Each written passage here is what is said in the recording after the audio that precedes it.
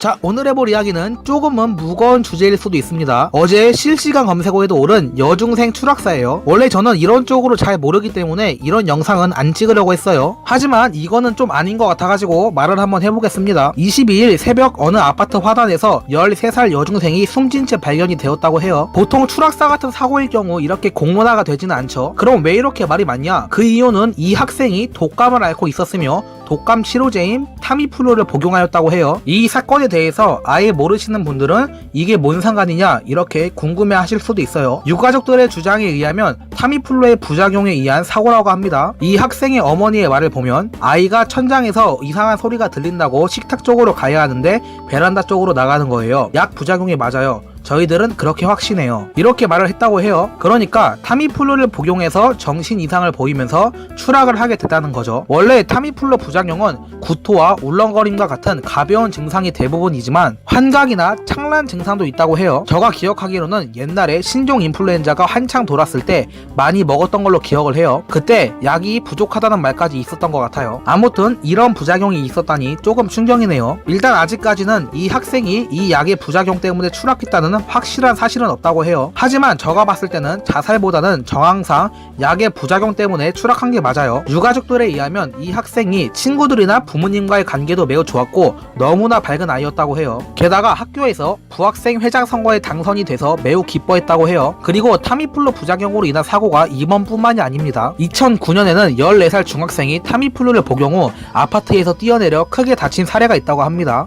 2016년에도 11살 초등학생이 타미플루를 복용 후 아파트 21층에서 떨어져서 숨진 사례가 있습니다. 일본에서도 이와 비슷한 사례가 8건 정도 있었다고 해요. 그럼 이제 몇몇 분들이 타미플루가 이렇게 위험한 약인데 이제 복용을 중단해야 하는 거 아니냐 이렇게 말씀하실 수도 있는데 일단 환청, 환각 같은 이런 부작용은 매우 소수라는 거, 그리고 지금 독감 치료제 중에서 타미플루만큼 좋은 약이 없다고 합니다. 그리고 이런 부작용은 약을 복용할 때 일시적으로 나타나는 거고 충분히 보호자의 역할로 예방할 수 있죠. 타미플루를 자신의 아이가 복용한다 그러면은 아이를 유심히 지켜보고 같이 있던가 뭐 그런 방법이 있죠. 그리고 이렇게 확률이 낮은 부작용 때문에 약 복용을 중단하는 것은 득보다는 실이 많을 거예요. 하지만 여기서 중요한 거는 뭐냐, 이 학생의 부모님은 이런 부작용을 몰랐다는 거죠. 솔직히 상식적으로 우리 같은 일반인이 약을 먹을 때 그 약의 부작용을 다 알 수가 있나요? 없죠. 물론 약의 부작용이 여러 가지이니 약국이나 병원에서 다 설명을 못 해줄 수도 있죠. 하지만 아무리 확률이 낮더라도 이런 심각한 부작용이 있을 수 있는 약이면 그것에 대해 말은 해줘야 하는 거죠. 제가 이런 쪽으로 잘 몰라서 헛소리하는 걸 수도 있는데 제가 보기에는 그래요. 이런 거를 설명해 주라고 약국이 있는 거죠. 심지어 이번 일은 2009년에 실제로 추락사한 사례가 있는데도 말을 안 해줬다는 건 이해가 안 됩니다. 일반인이 약을 처방받으면 그 약에 대해 조사해서 그 약의 부작용이 뭐가 있고 그런 거를 어떻게 다 알아봅니까? 아무튼 타미플루는 이번 일을 계기로